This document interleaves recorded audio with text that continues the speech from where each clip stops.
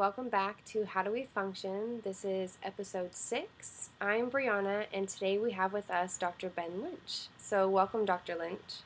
Thank you, Brianna. Good to be here. Yeah. How was your day? My day is a bit of this, a bit of that, and a bit more of this, and a bit more of that. Super busy, I bet. Yeah, yeah, but it's good. It's a good, productive busy. Good. Yeah. Well, before we begin, I just wanted to know if you can tell us a little bit about yourself and your line of work. Huh. Sometimes I ask myself the same question to make sure that I'm going in the right direction. In fact, just this morning, I did again. My line of work is one, I would say I'm a change agent. I'm constantly looking for things that can better optimize our lives and facilitate treatment and outcomes not without, minimizing guessing. So a lot of medicine is a lot of guesswork, and so my job is basically creating tools that minimize guesswork and increase clinical outcomes. And that's good for both patient and doctor. So that's pretty much what I do. Yeah. Well, for today, I wanted to speak to you a little bit about DNA and genetic mutations. Mhm. So, my first big question is, what are some problems that come along with mutated genes? Well, we all have mutated genes, and the term mutation is different than a polymorphism. So, not to get nitty gritty, but some people do. So what I focus on are polymorphisms. So they're common in the population, and they may or may not affect how the gene works. So, but in terms of what I'll just call them SNPs. Okay. And a SNP is a polymorphism, which also some people will call a mutation. So just kind of think of it that way. But for the sake of accuracy, we'll call them a SNP.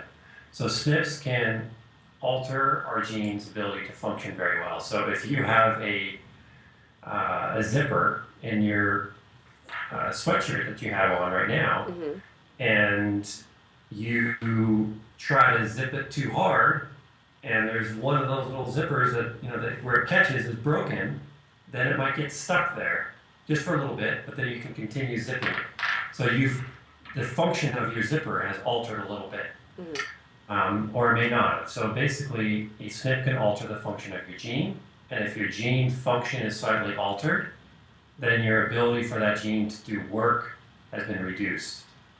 And we've had SNPs for hundreds of thousands, millions of years, and they've stayed with us from generation to generation for various reasons. It's now our environment which is causing them to be overloaded, because SNPs were selected for some reason. There was some benefit to it. But now with our society of high stress, fast-paced lifestyle, pollution in the environment, processed foods, GMO foods, chemicals everywhere, they can't handle the load. So we're putting too much load on them. So I think that's where SNPs are now causing a problem, whereas before they were selected for a benefit, but now we've either moved from where our ancestors lived, or we've definitely increased the toxic burden on them. For sure. As generations move on, we just keep adding onto that load. Mm-hmm. So I guess my next biggest question is, with those genetic mutations, how can they be affecting our skin? Huh. Well, our skin is it's a very, very important organ. It's one of the largest organs, if not the largest organ. It is It the covers largest our organ. Yeah, it covers our entire body, and it does a lot of work for it. It breathes for us. It detoxes for us. It's a barrier for protection for us. So it's really, really important. So if we have certain SNPs, or certain organs are overloaded, like our liver or our lymph, then our skin becomes a tertiary detoxification system inside of the liver. So I would say that if our livers get burdened from either environment or SNPs or both, then our skin becomes even more demand to help clean us out, through sweating. And so that's one. So it would kind of be tertiary to the liver, and then you have lymph as well, lymph flow. Mm-hmm. And then if you have immune dysfunction, so there's immune genes, a lot of them, which can cause increased inflammation, increased reactivity, decreased reactivity. Um, and so if those are out of whack, then that can cause problems. You also have histamine-related genes, as you all probably really well know these, because histamine is a response to an immune trigger, typically. So if you have immune dysregulation, then histamine comes in. So it's not like if you just treat the histamine in isolation without identifying the immune response, you're going to be butting your head against the wall. And you also have stressors. So if you have CONT or a slow MAO gene, or other genes which affect your ability to clear stress neurotransmitters like cortisol, norepinephrine, or high levels of dopamine can cause stressors. Then if these are in high circulation, then you are more stressed, and more stress releases histamine too. So then that can be a problem. So any SNP that can affect neurotransmission can then affect histamine. Your inability to fight infections. So if you have SNPs in the vitamin A, the vitamin D, the vitamin C, zinc, iron, all these SNPs can also affect your ability to either fight infection or control inflammation. So all of these, we've touched multiple pathways, right? And every pathway, there's a majority of SNPs, and all of us have about 30 to 50,000 SNPs in us all the time, right now, every day. We're being warned with them, and that's pretty daunting. But it's a fact. So we have a lot of different avenues that could be causing an issue just for our skin. Absolutely, and SNPs, a lot of people, myself included, my first gene I ever worked with was MTHFR. I found that in the literature, and it was my first SNP, my first gene I ever really got involved with. And I was like, this one is really, really important. And it is, but there's 20 some odd thousand other genes. There's like 23 to 25,000 genes in the body. Plus there's 50,000 SNPs that we all have about. So there's a lot of variation going on. And then you start adding on nutrient deficiencies, nutrient excesses, environmental contaminants, stressors, infections. Now our genes are expressing differently, in multiple ways. And everybody is looking at genes in isolation. They get their genetic report, and they're like, oh, I have a histamine gene, oh, I have an MTHFR gene, and they try to address that gene. But genes communicate, and they're slowed down by certain things and sped up by certain things. So if we keep that mindset of trying to treat a gene in isolation, it won't work because it's a complex pathway. Well, then, this might be a difficult question, but because with red skin syndrome, we have a problem with topical steroids. So I wasn't sure if the chronic use of topical steroids or even oral steroids, could they be causing a problem with our genetic mutations? Yeah, it's another load. It's another burden. Oral steroids for sure. So when you take an oral steroid, do you have difficulty sleeping? I was never on oral steroids for very long. It was more topical steroids. However, during red skin syndrome, while we're withdrawing, oh yeah, insomnia was a huge problem. Mm-hmm. Yeah, so oral steroids can increase stress. They decrease your deep sleep, which then further perpetuates the cycle of stress. I shouldn't be smiling. It's horrible, but it's a very steroids are life-saving. If you're on chronic steroids, it's going to be an absolute problem. There's things like low-dose naltrexone, which you guys, LDN, which hopefully has helped some, but I'm not sure. It is one that I would more recommend than others for sure.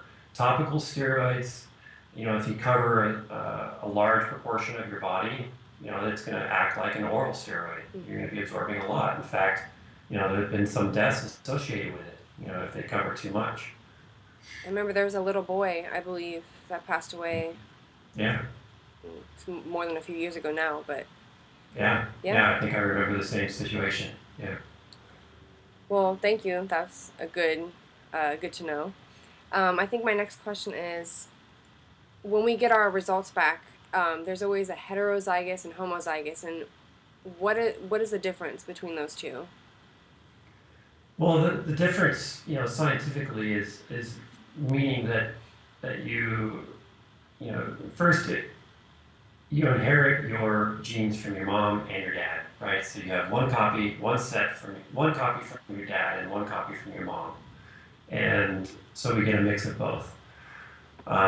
So if a gene is normal, Mm-hmm. i.e., what is typically found in the population, that's called wild type. So that's called, wild type. It's normal. Nothing is found. There's no variation. I have a difficulty in saying that it's normal because it's been selected for.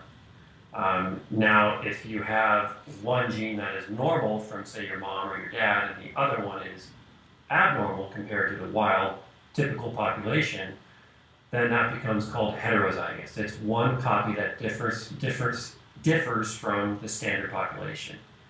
Now, if you have one copy from your dad and your mom, and they're both different from the normal population, then that's called homozygous. And that homozygous variant could make more of an impact than in heterozygous, but not always. Sometimes there's positive for being homozygous for a variant, for a SNP, Mm-hmm. and there almost always some type of positive, but there almost always is some sort of negative. And just because, again, if you have a heterozygous variant, doesn't mean that it's less bad or more good, more beneficial than having one. So keep that mindset. What I'm trying to teach people is that it's different. So it's a heterozygous gene is a little different, and a homozygous gene is a lot different. And again, it depends on the gene, because what that variation does in the gene, if it's heterozygous or homozygous, it can either do nothing, Mm-hmm. so it's no impact at all on the gene, or it can make a slight change, or it can make a huge change. And some genes varies. If you're heterozygous for a certain gene, there's a very small problem. It's almost the same as normal, as wild type. But now if you're homozygous, it can make a huge difference. Mm-hmm. So it's not a consistent, curve of heterozygous is 20% worse and homozygous is 80% worse. It can vary all over the map. And it can probably vary, I guess, if you have certain other gene mutations that coincide with those other Absolutely. ones. Yeah, that's called a haplotype. A haplotype is a combination of genes that have been looked at by researchers and said, you know what, for red skin syndrome, there could be, we found a haplotype that looks at, the DAO gene, the MTHFR gene, and the HNMT gene, and the slow MAOB gene. Mm-hmm. And everyone who is homozygous for those, the p-value is like 0.0001, and everybody's got red skin syndrome. So, that's called a haplotype. It's a combination of SNPs that sets you up for these things. And that's how genetic polymorphisms or SNPs are typically found. They're found in groups or clusters. Not really, we started with MTHFR, I started with MTHFR, but the reality is there's clusters. Well, so that is good. It goes into my next question of, like you said, there's so many different ones. Are there like a set that we should be more concerned with? Like you said, that MTHFR gene is very popularly known. Are there others that we should be looking at? Oh, absolutely. I'd be looking at the ability to, calm your immune system, TNF alpha, IL-1, IL-6s, These genes are very inflammatory and can cause problems, and inflammation triggers histamine and vice versa.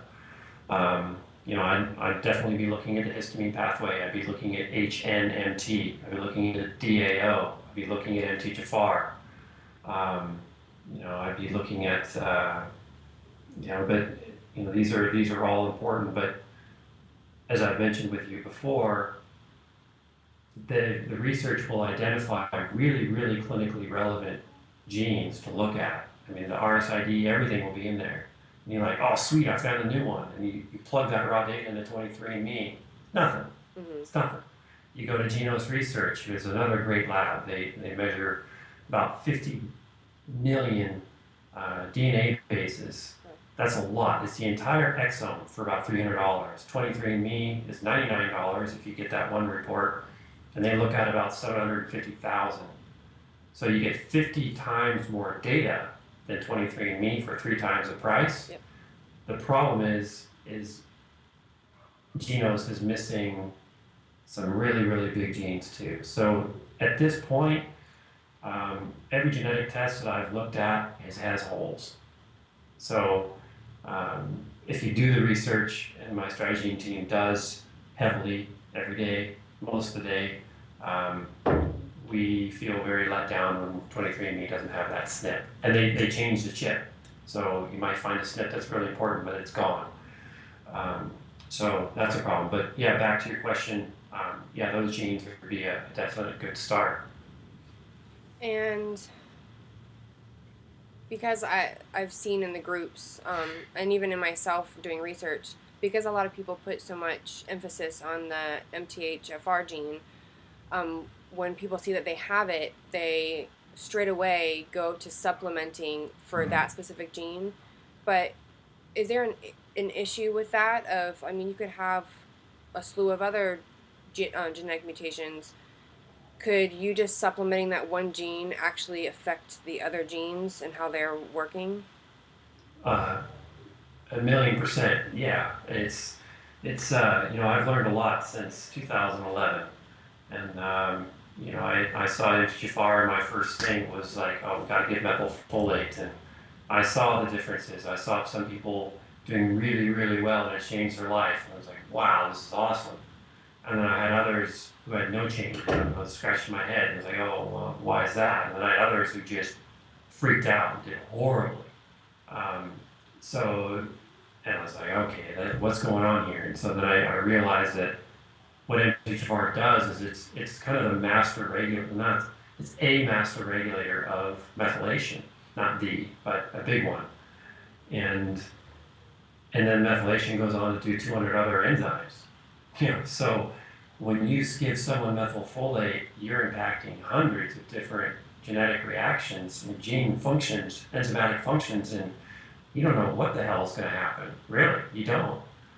You can postulate, you can guess, and that's where a thorough history and a very trained health professional can help you out immensely. But the fact of the matter is, we're in a new area, and we're all kind of guessing at this point. And that's, as you said in the beginning of this call, which is a very great question. What is it that I do? I'm trying to increase the efficiency of outcomes. Because treating MTHFR, if you have the MTHFR SNP, it can be actually very, very inefficient. It can set people back quite a ways. So you absolutely cannot just treat with methylfolate right away. In fact, the #1 article on MTHFR.net is methylfolate side effects.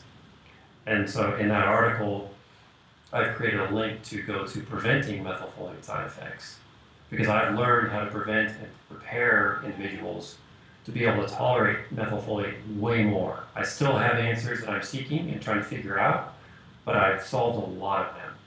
But the short answer to your question is, if you have MTHFR, do not run to the methylfolate shelf. You will probably increase your histamine, especially in your, with what you guys are all struggling with in ladies, you probably make it worse. Are you finding that? To be honest, I have the heterozygous gene for that. Mm-hmm. And I actually went out and I bought what one doctor told me to buy. It was a specific kind. I think I took it for about a week, And to be honest, I cannot remember why I stopped, but it might have been because I was having an adverse effect or something to it. I Mm-hmm. probably still have it in my vitamin drawer, Mm-hmm. um, but I have not myself kept a regimen on it or anything. Yeah. Simply for the fact that I started looking into research and seeing that, well, maybe singling out that one mutation out of all the other ones that I was seeing really might not have been the best thing to do. Yeah, it's I've learned the hard way too in that same area, and it's if if you change, um, trying to think of a simple example, it's driving down the road and there's a slow car in front of you, and you're coming up on a hill, and you look at the passing lines and they're still okay to pass, Mm-hmm. and you're like, screw it, I'm gonna go. I can still go pass.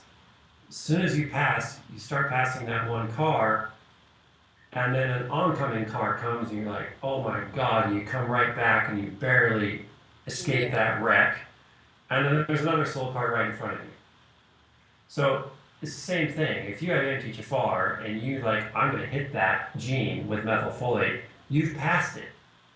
But now you're in an unknown territory. You don't know what's next. You don't know if you're going to bump your head against the next wall of the next pathway or cause another issue. Maybe it's just the last car and that was all you needed and you're on your way, but you don't know. Yeah, you don't know. Yeah. Well, along with that track of the MTHFR gene, when it comes to, it has a problem with folate, correct? Mm-hmm. Is it just synthetic folate, like B12, or is it also naturally occurring? Like, should we also see an issue with naturally occurring folate? Well, MTHFR it's the last step in the folate pathway. So, folate is it's a complex term that's very confused.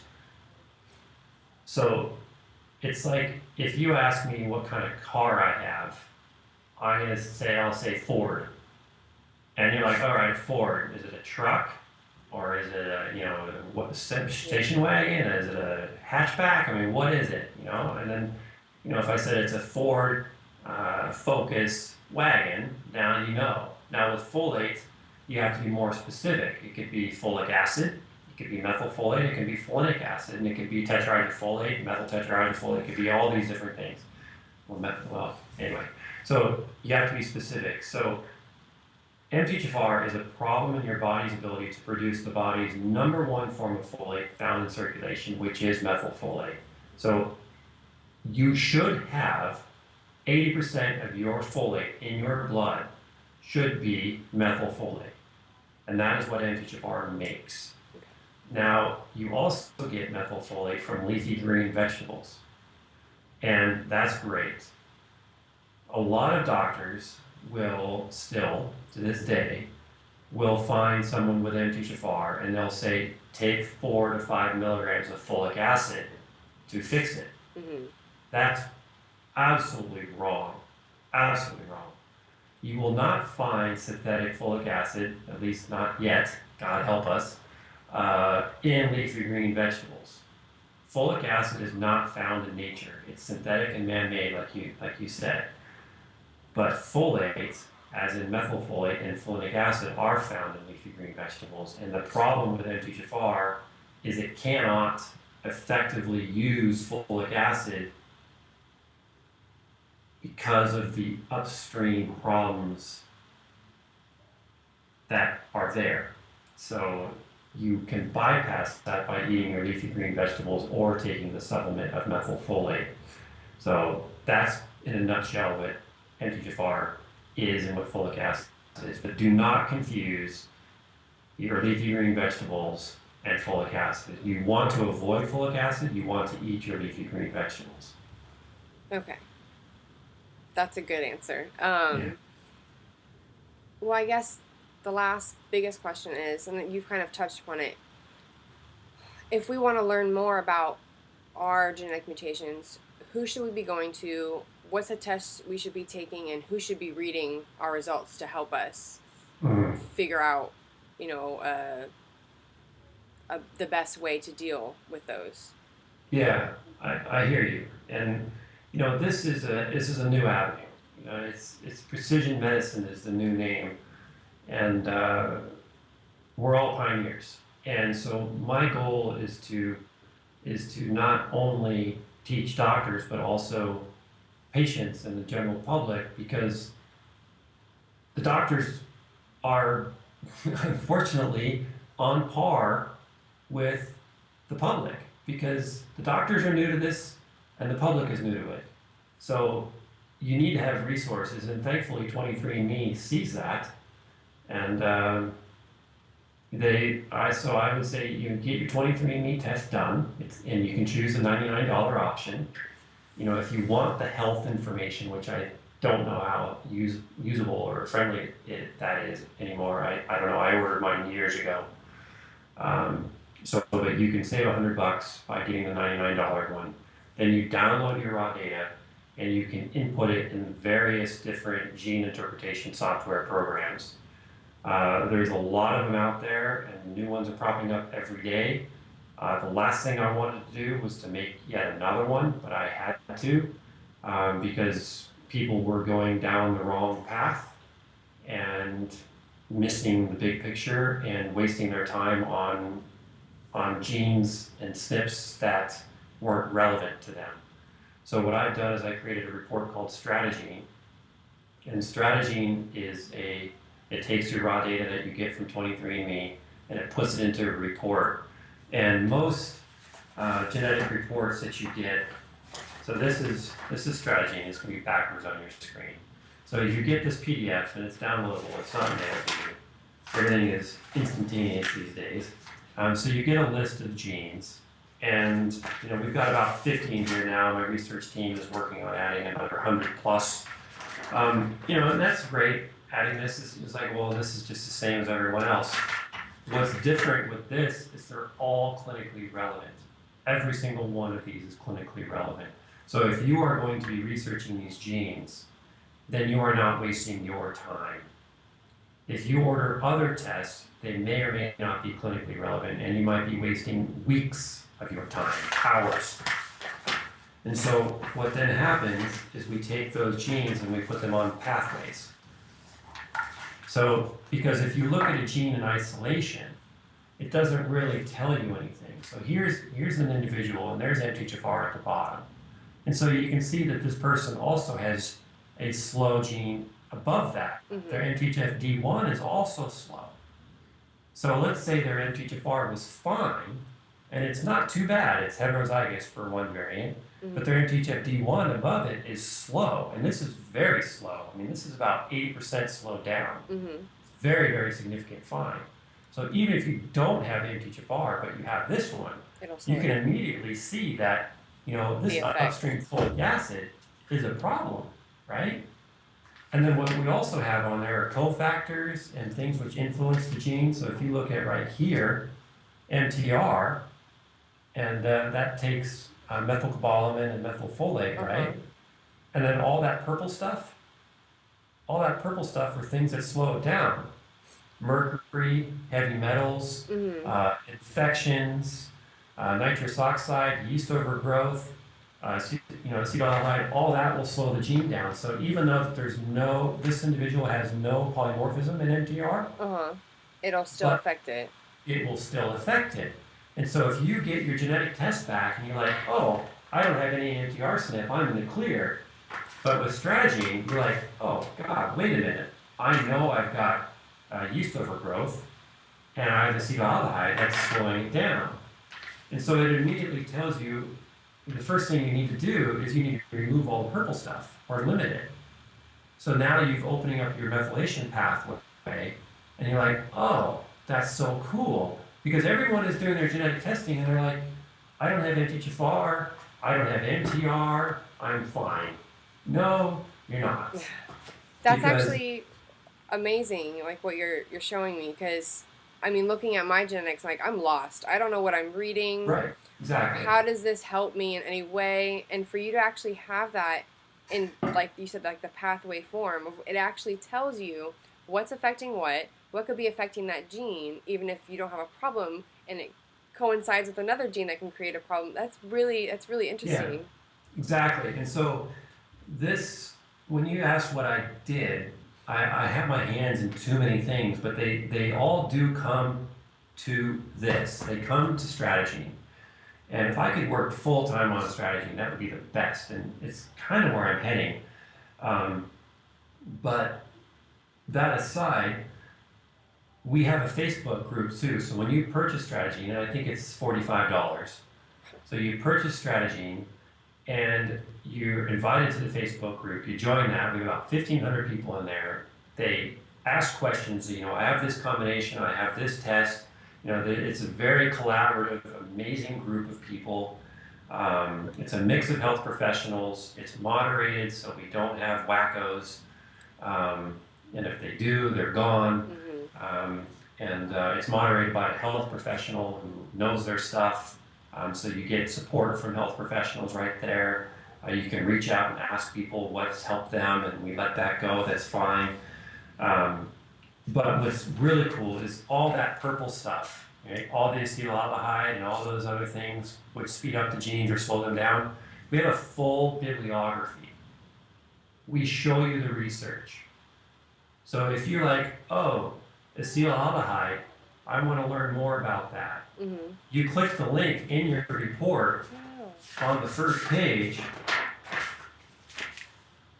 bibliography, and you see the research.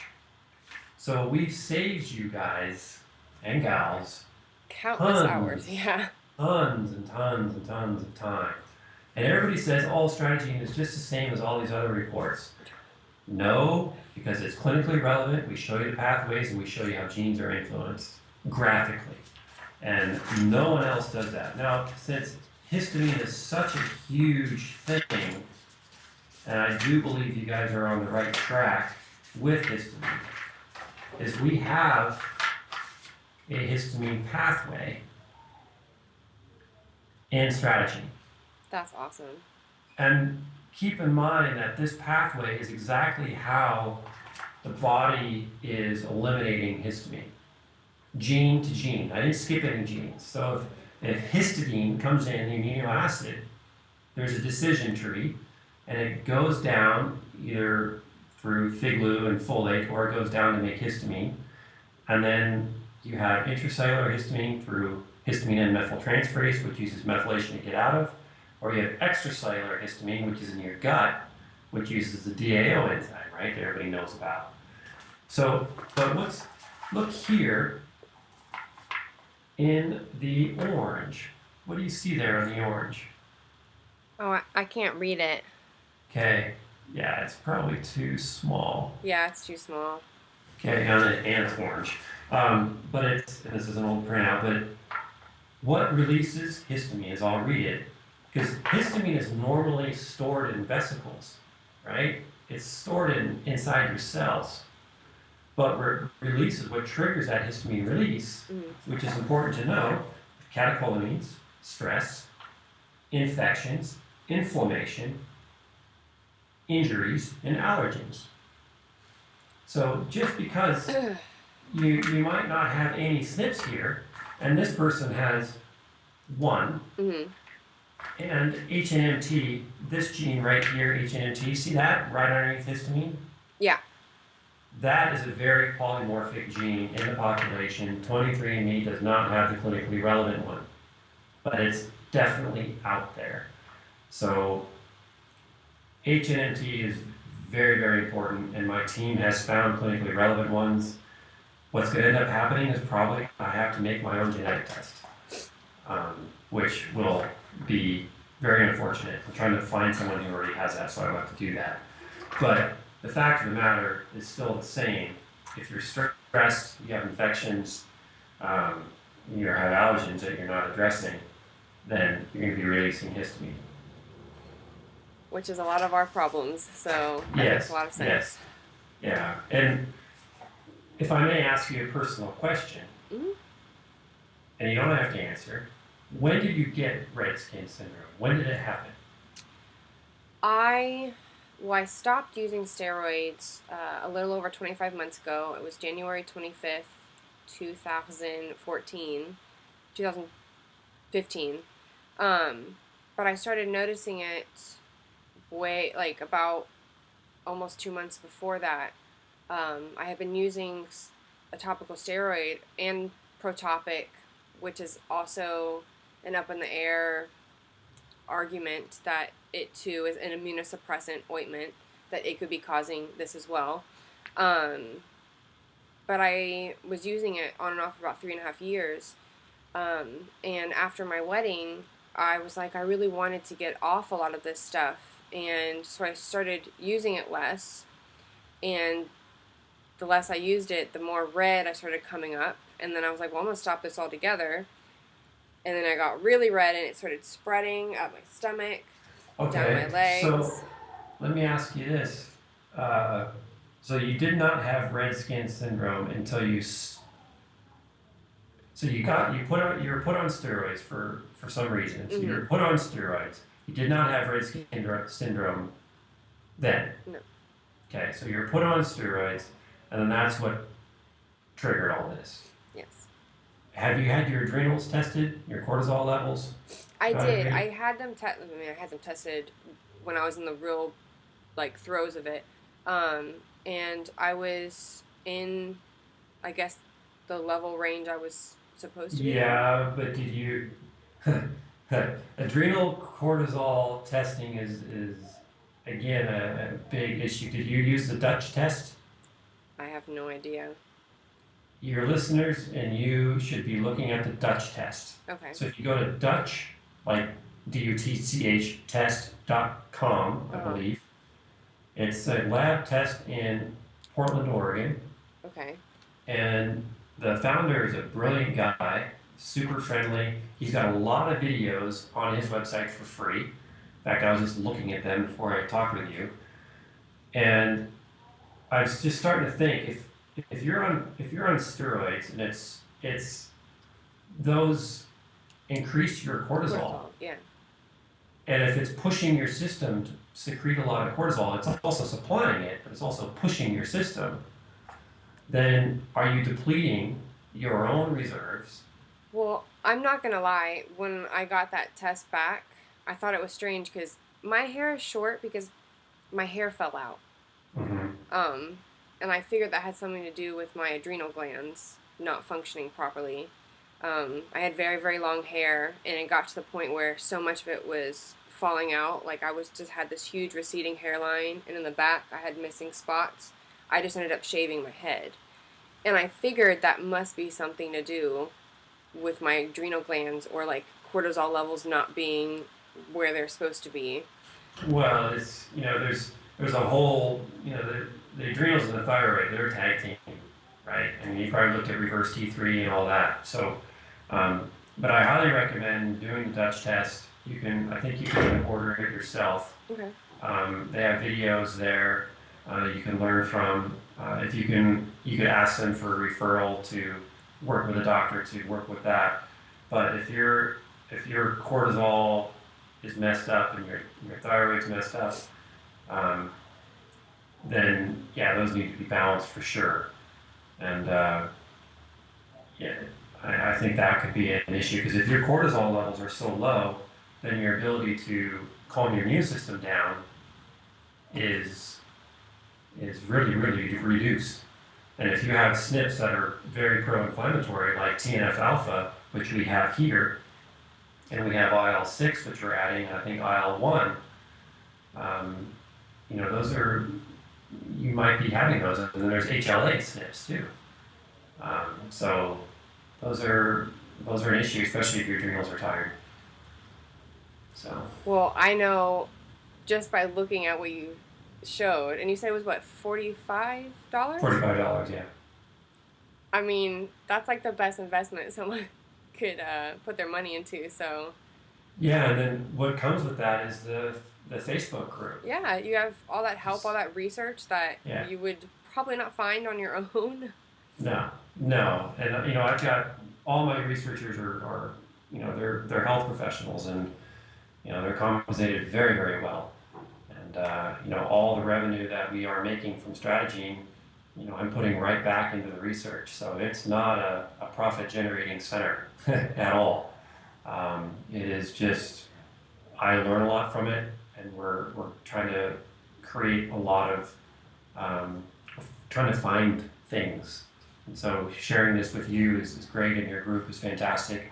I'd love to see you guys get into the Strategene group, and saying, hey, we found this, we found that.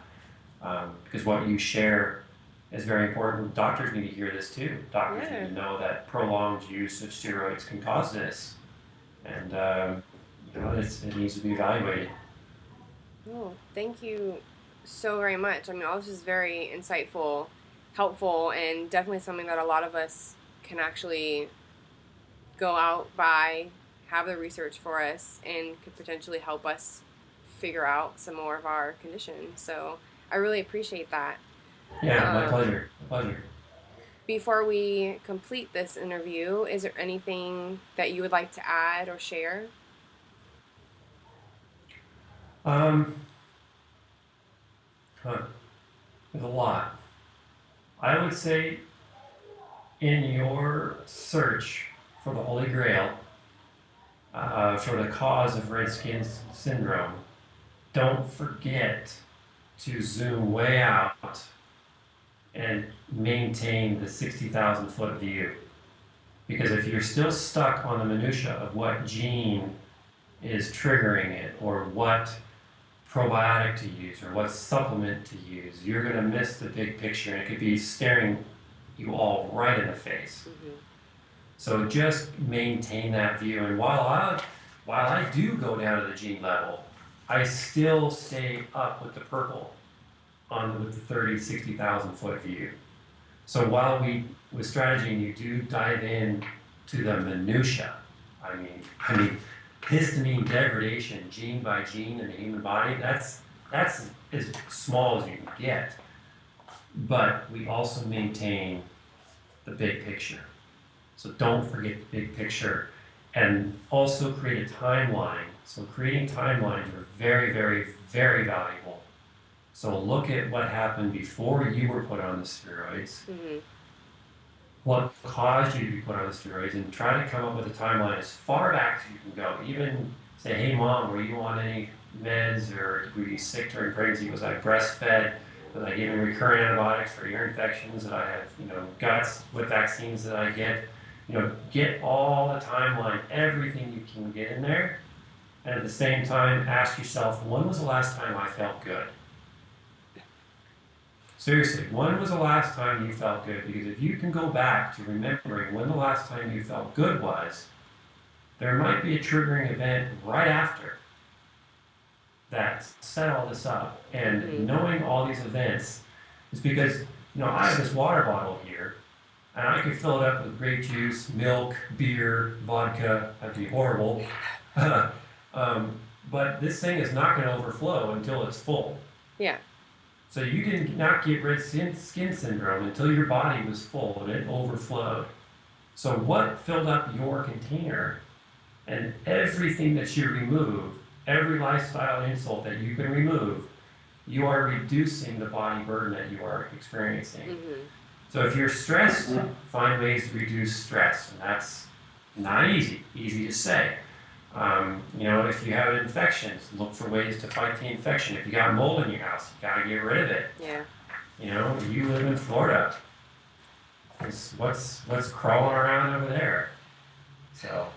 Yeah, I mean, it's true. Like you said, you have to look at it from a very higher standpoint. You can't just pinpoint one little thing that's doing it. I mean, of course, we know that the chronic use of topical steroids is a trigger, but obviously there's probably something underlying, because I see that some people don't get red skin syndrome, right, if they've been using for a long period of time. But why is that? What's the difference? So, right. It's, were you really stressed out prior to getting steroids, and were you already very depleted before you were giving steroids? And were you a vegan or a vegetarian prior? Were you exercising too heavily?